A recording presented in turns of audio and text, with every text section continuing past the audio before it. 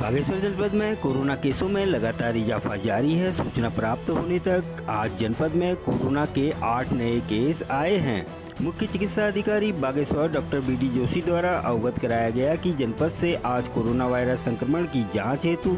253 लोगों के सैंपल भेजे गए हैं। अब तक 19,602 सैंपल भेजे जा चुके हैं, जिसमें से अभी तक जनपद में कोरोना के 669 पॉजिटिव केस आए हैं, जिसमें से 582 मरीज स्वस्थ होने के उपरांत उन्हें कोविड चिकित्सालय से डिस्चार्ज किया जा चुका है। शेष 84 संक्रमित मरीजों का उपचार कोविड चिकित्सालय बागेश्वर में किया जा रहा है तथा 3 व्यक्ति की मृत्यु हो चुकी है। सूचना प्राप्त होने तक आज जनपद में कोरोना के 8 नए केस आए हैं तथा 16 मरीजों को आज डिस्चार्ज किया गया है।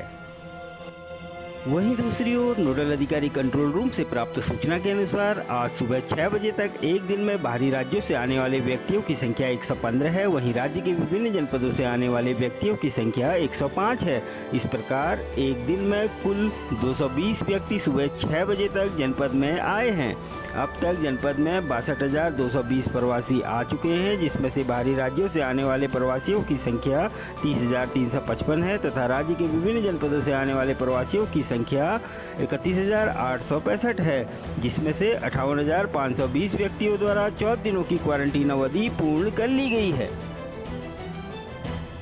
वहीं उच्च शिक्षा मंत्री डॉक्टर धन सिंह रावत ने आज सुमित्रानंदन पंत राजकीय महाविद्यालय गरुड़ जनपद बागेश्वर में 144.19 लाख लागत से नवनिर्मित प्राचार्य कक्षा तथा कक्षा कक्षों का लोकार्पण किया। इस दौरान उच्च शिक्षा मंत्री ने कहा कि प्रत्येक महाविद्यालयों में 6 माह के अंतर्गत तथा शुद्ध पेयजल से जोड़ दिया जाएगा तथा इसके साथ ही हर महाविद्यालय में कम से कम 10 शौचालयों का निर्माण कराया जाएगा तथा जिन महाविद्यालयों में 10,000 से अधिक छात्र संख्या है उन महाविद्यालयों में 50 शौचालयों का निर्माण करा दिया जाएगा। इसके साथ ही उन्होंने कहा कि प्रत्येक कॉलेज में लैबों की स्थापना की जाएगी तथा जहां भवन की आवश्यकता हो वहां भवनों का निर्माण कर दिया जाएगा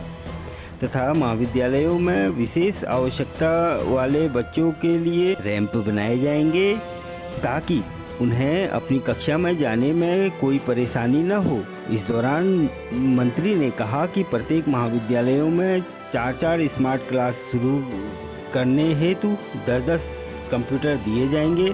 इसके साथ ही उन्होंने कहा कि आगामी 17 अक्टूबर से 25 अक्टूबर के मध्य सूबे के मुख्यमंत्री द्वारा प्रत्येक महाविद्यालयों में 4G कनेक्शन शुरू कराने के लिए कॉलेजों में टावर लगाने की घोषणा की जाएगी और राजकीय महाविद्यालय गरुड़ में अगले सत्र से MA की कक्षाएं विधिवत रूप से संचालित कराने की घोषणा की गई।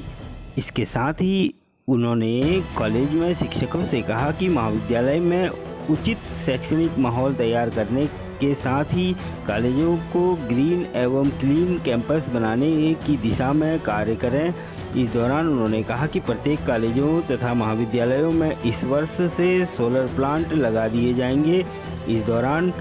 मंत्री जी द्वारा राजकीय महाविद्यालय गरुड़ के लिए 10 लाख पुस्तकों,